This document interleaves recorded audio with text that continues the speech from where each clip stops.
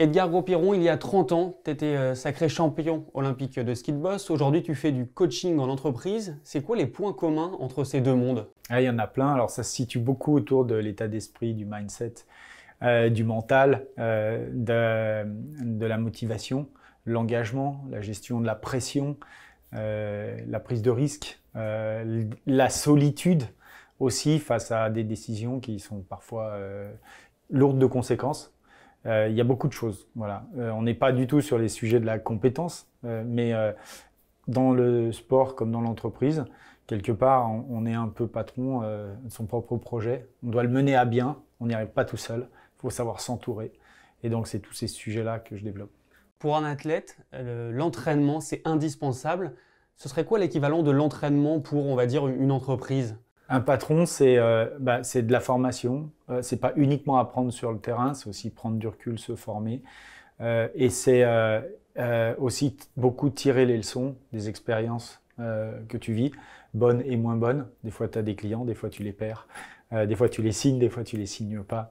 Dans le recrutement, trouver des équipes, c'est pareil. Des fois, tu as des super candidats, tu voudrais les recruter, ils partent ailleurs, etc. Donc, c'est tirer les leçons en permanence. Donc, c'est un subtil équilibre entre, comment dire, se préparer, agir et tirer les leçons. C'est vrai que dans le sport, on passe 95% de notre temps à l'entraînement, 5% en compétition. Dans le monde de l'entreprise, pour un patron, un entrepreneur, on a l'impression qu'il passe 95% de son temps dans l'action. Mais quand on y regarde de plus près, non, c'est vrai temps d'interaction où il doit être vraiment bon et performant. C'est soit face à ses équipes, soit face à ses clients ou face à ses prospects. Qu'est-ce qui te plaît? Il y a des temps, voilà. Et justement, qu'est-ce qui te plaît autant dans ton activité aujourd'hui? C'est le partage, c'est le fait d'apprendre aux autres? En fait, c'est cette notion commune qu'on a de la performance. On vit des aventures humaines qui tendent vers du mieux de la performance, c'est-à-dire arriver à aller chercher un résultat avec un minimum d'effort et un maximum de plaisir.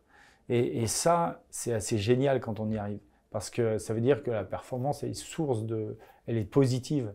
Et donc, elle ne se fait pas au détriment de la santé mentale ou de la santé physique des gens. Et c'est ça que j'adore et que je cherche à aller chercher, c'est trouver cet alignement entre ce qui donne du sens, tes valeurs et tes actions au quotidien. Toujours concernant le monde de l'entreprise, tu viens des montagnes, l'environnement, la planète, c'est quelque chose auquel tu as été sensibilisé. C'est un message aussi que tu fais passer quand tu vas comme ça dans le monde des entreprises? Quand je vois aujourd'hui, quand on développe une entreprise, on doit avoir des ambitions pour soi, on doit avoir des ambitions pour ses collaborateurs, ses clients et pour l'environnement dans lequel on évolue. La notion environnementale aujourd'hui, elle est passée en top priorité par rapport, voilà, les priorités ont évolué. Aujourd'hui, l'environnement d'abord, le collaborateur ensuite, le client. Parce que c'est le collaborateur qui sert le client.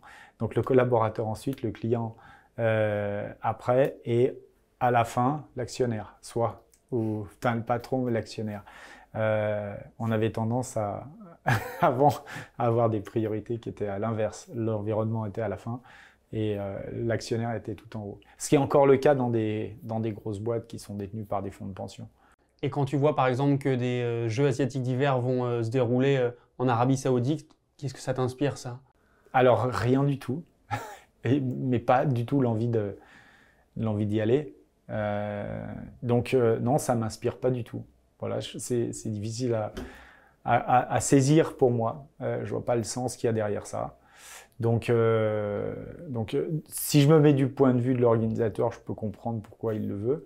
Mais de mon point de vue à moi, voilà, c'est trop loin. Et Paris 2024, ça... Là, c'est plus près. Là. Voilà, ça approche. Là, Paris 2024, on est dans le concret. On est dans le concret parce que en ce moment, les choses se construisent. On voit vraiment des évolutions. On voit une piscine à Paris qui est en train de se construire. On voit des athlètes qui performent en vue de ces Jeux, qui se préparent. On est là, ouais, pour le coup, dans le concret des Jeux. Voilà, et puis après, ça va être bref. 15 jours de fête, ça va aller très très vite.